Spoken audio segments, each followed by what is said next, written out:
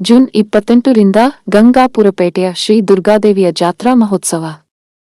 June 28ರಿಂದ ಗಂಗಾಪುರಪೇಟೆಯ Shri ದುರ್ಗಾದೇವಿಯ ಜಾತ್ರಾ ಮಹೋತ್ಸವ ಅದ್ದೂರಿಯಾಗಿ ನಡೆಯಲಿದೆ ಎಂದು ಜಾತ್ರಾ ಮಹೋತ್ಸವದ ಅಧ್ಯಕ್ಷ ಸಿದ್ದಪ್ಪ ಪಲ್ಲೇದ ಹೇಳಿದರು. ಅವರು ನಗರದ ಪತ್ರಿಕಾ ಭವನದಲ್ಲಿ ಗುರುವಾರ ನಡೆದ ಸುದ್ದಿಗೋಷ್ಠಿಯಲ್ಲಿ ಈ ಕುರಿತು ಮಾತನಾಡಿದರು. ಸುದ್ದಿಗೋಷ್ಠಿಯಲ್ಲಿ ಅನಿಲಕುಮಾರ ಸಿದ್ದಮ್ಮನಹಳ್ಳಿ, ಈಶ್ವರಕೋಟೆ, ರವಿ ಶಿದ್ಲಿಂಗ್, ಎಂಎಸ್ ಪಾಟೀಲ, ಬಸವರಾಜ ಬೆಳದಡಿ, ಯಮನಪ್ಪ ಗೊಂದಿ, ಬಸಪ್ಪ ಶಿರೂರ, ದೇವಪ್ಪ ಹುರಕಟ್ಟಿ, ಹುಲಿಗೆಪ್ಪ ಜಿಡಿ, ಬಸವರಾಜ ಅಣ್ಣಿಗೇರಿ, ಶರಣಪ್ಪ ಗಾಣಿಗೇರ, ಬಸವರಾಜ ಕವಳಿಕಾಯಿ, ಬಸವರಾಜ ಹಿತ್ತಲಗುತ್ತಿ ಉಪಸ್ಥಿತರಿದ್ದರು.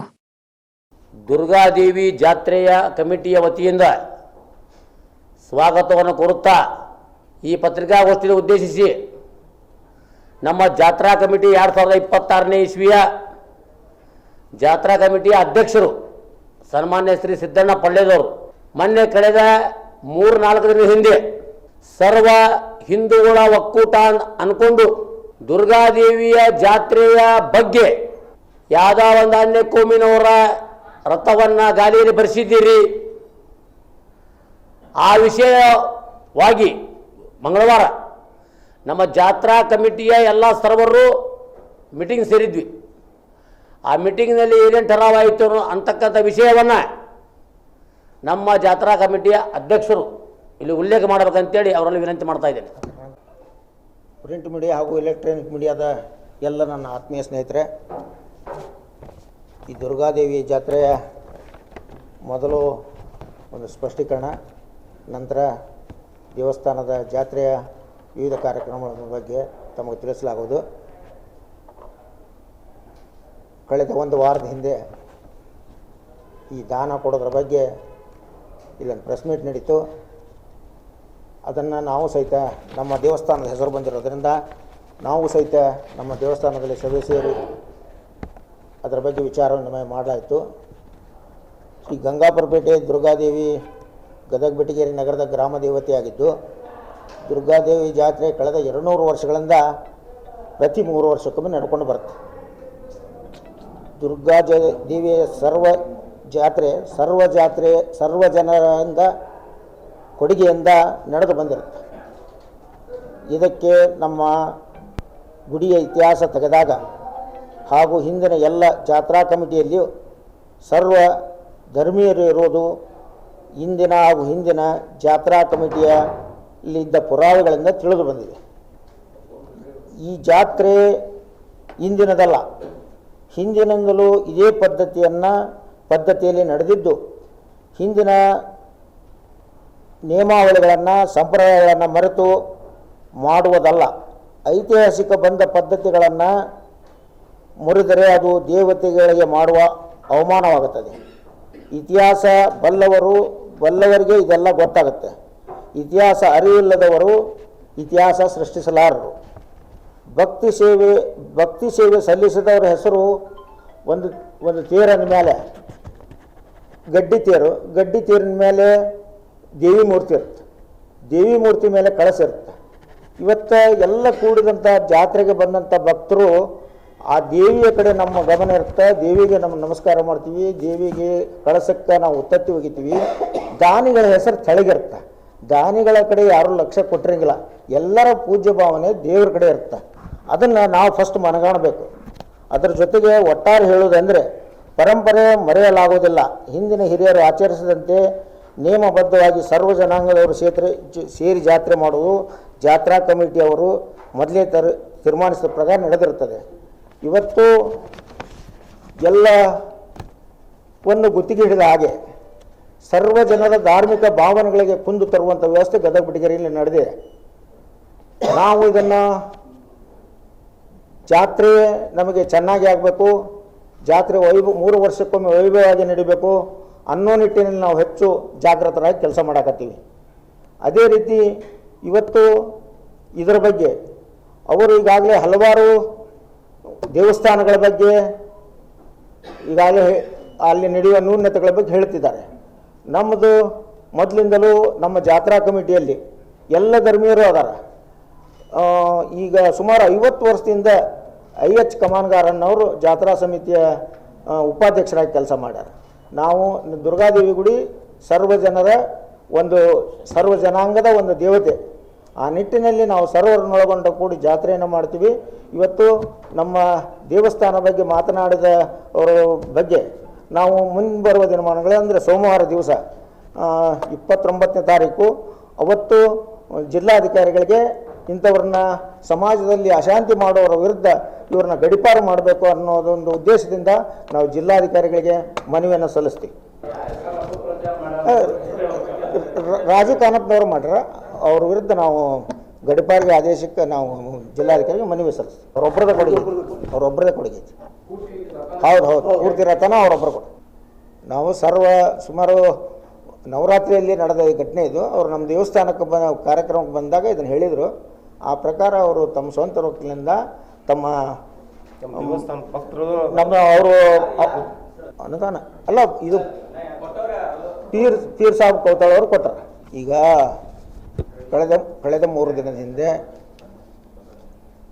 ದಾನ ಕೊಟ್ಟವರ ಹೆಸರುಗಳನ್ನು ಗಾಲಿ ಮೇಲೆ ಬರೆಸೋದು ಸೂಕ್ತ ಅಲ್ಲ ಅಂಥೇಳಿ ಹಿಂದೂ ಜನರಿಗೆ ಧರ್ಮ ಭಾವನೆಗೆ ಧಕ್ಕೆಯಾಗಿದೆ ಅಂತ ರಾಜು ಕಾನಪ್ಪನವ್ರು ಹೇಳಿದರು. ಇದು ಎಲ್ಲ ಅವರು ಭಕ್ತರು ಬಂದು ನಮಗೆ ದೇವಸ್ಥಾನಕ್ಕೆ ತೇರು ಮಾಡಿಸ್ಕೊಡ್ತೀವಿ ಅಂತ ಹೇಳಿದರು. ಆ ಪ್ರಕಾರ ನಾವು ನಮ್ಮ ಟ್ರಸ್ಟ್ ಕಮಿಟಿಯಲ್ಲಿ ಪಾಸ್ ಮಾಡಿಕೊಂಡು ಅವ್ರಿಗೆ ಒಪ್ಪಿಗೆ ಕೊಟ್ಟಿವಿ. ಮುಂದೆ ಅದು ಅವ್ರದ್ದೇ ಸ್ವಂತ ಖರ್ಚು, ಅದು ಯಾರ್ದು ಏನೋ ಅದರೊಳಗೆ ಸೇರಿಕೆ ಇದಿಲ್ಲ. ಅದೇ ಪೀರ್ ಸಾಬ್ ಕೌತಾಳ ಮಠ ಆಗಿರ್ಬೋದು ಮಾಡಿದರು. ಆಮೇಲೆ ಒಳ್ಳೆ ಮಠಕ್ಕೆ ಬಂದ್ರು. ಈಗ ಆಮೇಲೆ ಶಿವಾನಂದ ಮಠದಾಗೂ ಕೈ ಹಾಕಿದರು. ಇಲ್ಲಿ ಇರೋದು ಎಲ್ಲರೂ ಒಂದ, ಇಲ್ಲಿ ಜಾತಿ ಭೇದವೂ ಇಲ್ಲ, ಎಲ್ಲರೂ ಒಂದೇ ಇದೀವಿ ನಾವು. ಅವ್ರದ್ದು ಯಾಕೆ ಹೆಸರು ಹಾಕ್ತೀರಿ, ಇವ್ರ ಹೆಸರು ಈಗ ದಾನಿಗಳ ಹೆಸರು ಕೊಟ್ಟಿರ್ತಾರೆ ಅಂದಮೇಲೆ ದಾನಿಗಳ ಹೆಸರು ಹಾಕಬೇಕು ನಾವು. ಅದರಪ್ಪ ಅಂದಾಗ ನಾವು ಮುಂದೆ ಬಂದವರು ಈಗ ಯಾರು ಬಂದಿರ್ತಾರೆ ಅಂದಾಗ ನಾವು ಅವ್ರದ್ದು ಕೊಡ್ಸ್ಯಾರಪ್ಪ ಅಂದಮೇಲೆ ನಾವು ಅವ್ರದ್ದು ಹಾಕಿರ್ತೀವಲ್ರಿ. ನಿನ್ನ ಮುಂದೆ ಯಾರು ಮತ್ತೆ ಕೆಲವು ಅದು ಕೊಡುವ ಇದ್ರ ಬರ್ರಿ ಕೊಡ್ಲಿ. ಮುಂದೆ ಗುಡಿ ಕಟ್ಟೋದೈತಿ, ಕೋಟಿ ರೂಪಾಯಿ ಖರ್ಚು ಐತಿ, ಸಂಘಟನೆ ಮಾಡ್ಕೊಂಡು ಅವ್ರ ಹೆಸರು ಹಾಕ್ತೀವಿ. ಯಾರು ಕೊಡ್ತಾರೋ ಅವ್ರನ್ನ ಹಾಕೋದು ನಮ್ಮ ಕರ್ತವ್ಯ. ಹಿಂದೂ ಅಂತೇಳಿ ಅವರು ಬರೀ ಗಲಿಬೆ ಮಾಡೋದು, ಬರೋದು, ಪ್ರೆಸ್ಮೆಂಟ್ ಕೊಡೋದು, ಆ ಮಠಕ್ಕೆ ಹಿಂಗೆ ಐತಿ ಈ ಮಠಕ್ಕೆ ಹಿಂಗೆ ಐತಿ ಅಂತ ಯಾರು ಬದಲಿಯವ್ರು ಏನೇ ಇಲ್ಲಲ್ರಿ. ಎಲ್ಲ ನಮ್ಮ ಇಂಡಿಯಾದವ್ರು ಅದಾರ, ಪಾಕಿಸ್ತಾನದವ್ರು ಏನಿಲ್ಲ. ಅಲ್ಲಿ ಮಾಡಬೇಡ ಇಲ್ಲಿ ಮಾಡಬೇಡ, ಈ ಒಂದೊಂದಾಗಿ ಎಬ್ರಕೊಂತ ಬರಾಕತ್ತಾರೆ ಅವರು. ಅದಕ್ಕೆ ಇವರಿಗೆ 29ನೇ ತಾರೀಕಿಗೆ ನಾವು ಡಿ ಸಿ ಅವ್ರಿಗೆ ಮನೆಗೆ ಕೊಡ್ತೀವಿ, ಇವ್ರಿಗೆ ಗಡಿಪಾರು ಮಾಡ್ರಿ ಅಂತಂದು. ದೇವಸ್ಥಾನದೊಳಗೆ ಅವ್ರದ್ದು ಯಾವುದೋ ಆಡಳಿತ ಮಂಡಳಿಗೆ ಪದಾಧಿಕಾರಿ ಇಲ್ರಿ. ಆಮ್ಯಾಗಿಂದ ಅವ್ರು ಭಕ್ತರು ಅದಾರ, ಪ್ರತಿ ವಾರ 2 ಸರಿ ಬರ್ತಾರೆ. ಆಮ್ಯಾಗಿಂದ ಅವ್ರನ್ನ ಯಾವುದೂ ಕೇಳಿ ನಾವು ನಿರ್ಣಯ ತೊಗೊಳಂಗಿಲ್ಲ. ನಮ್ಮ ನಿರ್ಣಯನ ಅಂತಿಮ. ಅವ್ರ ಭಕ್ತರು ಯಾವುದೂ ಹಿಂಗೆ ಮಾಡ್ರಿ ಅಂತ ಇವತ್ತಿನವರೆಗೂ ನಮ್ಗೆ ಯಾವುದೇ ಸೂಚನೆಯೂ ಕೊಟ್ಟಿಲ್ಲ. ಅವ್ರು ನಾವು ಏನು ಕಾರ್ಯಕ್ರಮ ಆಗ್ತೀವಿ ಅವ್ರು ದಾನಿಗಳಾದ್ರೆ ಹೋದ್ಸರಿ ದಸರಾದೊಳಗೆ ನಮ್ಗೆ ಅಕ್ಕಿ ಕೊಡ್ಸ್ಯಾರ, ಬಣ್ಣ ಹಚ್ಚಕ್ಕೆ ದಾನ ಮಾಡ್ಯಾರ. ನಾವು ಈಗ ಕೇಳಿದಾಗ ಅವರು ಕೊಡುಗೈ ದಾನಿಗಳೇ. ಸುಳ್ಳ ಅವರು ಹಂಗೆ ಮಾಡ್ತಾರೆ ಹಿಂಗೆ ಮಾಡ್ತಾರೆ ಅನ್ನೋಕ್ಕಿಂತ ನಾವು ಏನು ಕಾರ್ಯಕ್ರಮ ಇರ್ತೀವಿ ಅದನ್ನು ಕೇಳಿದಾಗ ಅವ್ರು ಕೊಟ್ಕೊಂತನ ಅದಾರ ನಿರಂತರವಾಗಿ. ಅವ್ರಿಗೆ ಯಾವುದೇ ಆಡಳಿತ ಮಂಡಳಿಗೆ ಅವ್ರಿಗೆ ಭಾಗವಹಿಸಕ್ಕೆ ನಾವು ಕೊಟ್ಟಿಲ್ಲ, ಹಸ್ತಕ್ಷೇಪ ಮಾಡಿಲ್ಲ. ನಮ್ಮ ಟ್ರಸ್ಟ್ ಕಮಿಟಿ ಒಳಗೂ ಅವರು ಪದಾಧಿಕಾರಿಗಳಿಲ್ಲ. ಜಾತ್ರಾ ಕಮಿಟಿಯಾಗ ಅವ್ರನ್ನ ಸದಸ್ಯರಂತೆ ತಗೊಂಡಿಲ್ಲ. ಹೆಂಗೆ ನಾವು ಎಲ್ಲರಿಗೂ ದಾನಿಗಳಿಗೆ ಏನು ನಾವು ನೋಡ್ಕೊತೀವಿ ಅವ್ರಿಗೆ ಹಂಗೆ ನೋಡ್ಕೊತೀವಿ ನಾವು.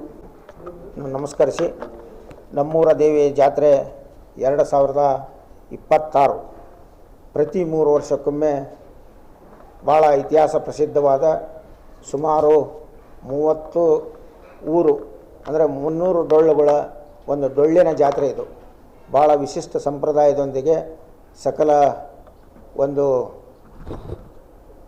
ಗೌರವದೊಂದಿಗೆ ಶ್ರೀ ದುರ್ಗಾದೇವಿಯ ಜಾತ್ರೆಯನ್ನು ಗಂಗಾಪುರಪೇಟೆ ಟ್ರಸ್ಟ್ನವರು ಈಗಾಗಲೇ ಜಾತ್ರೆಯನ್ನು ತೀರ್ಮಾನಿಸಿದ್ದು.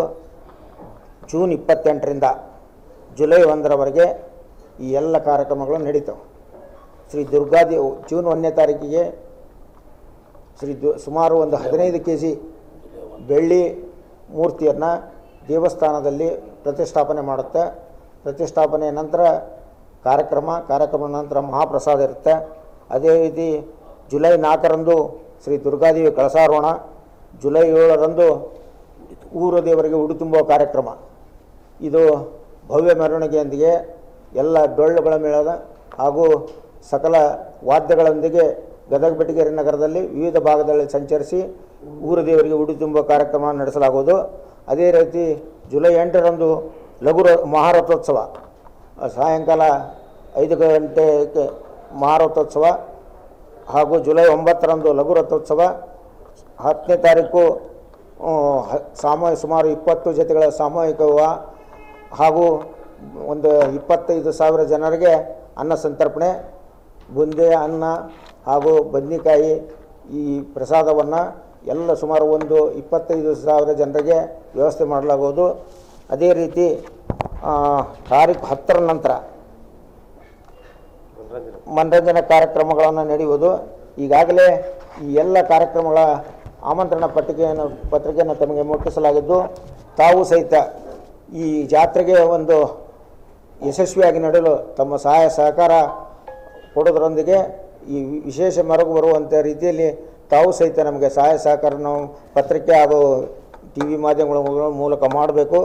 ತಾವು ಸಹಿತ ಎಲ್ಲರೂ ಜಾತ್ರೆಗೆ ಆಗಮಿಸಿ ಜಾತ್ರೆಯಲ್ಲಿ ಪಾಲ್ಗೊಂಡು ಶ್ರೀ ದುರ್ಗಾದೇವಿ ಕೃಪೆಗೆ ಪಾತ್ರರಾಗಿ ಶ್ರೀ ದುರ್ಗಾದೇವಿ ತಮ್ಮೆಲ್ಲರಿಗೂ ಸಹಿತ ಸಕಲ ಸಂಪತ್ತುಗಳನ್ನು ನೀಡಲಿ ಅಂಥೇಳಿ ಆಶಿಸಿಕೊಂಡು ನೀವು ಹೆಚ್ಚಿನ ರೀತಿಯಲ್ಲಿ ನಮಗೆ ಸಹಕಾರ ಕೊಡಬೇಕಂತ ತಮ್ಮಲ್ಲಿ ಕೇಳಿಕೊಂಡು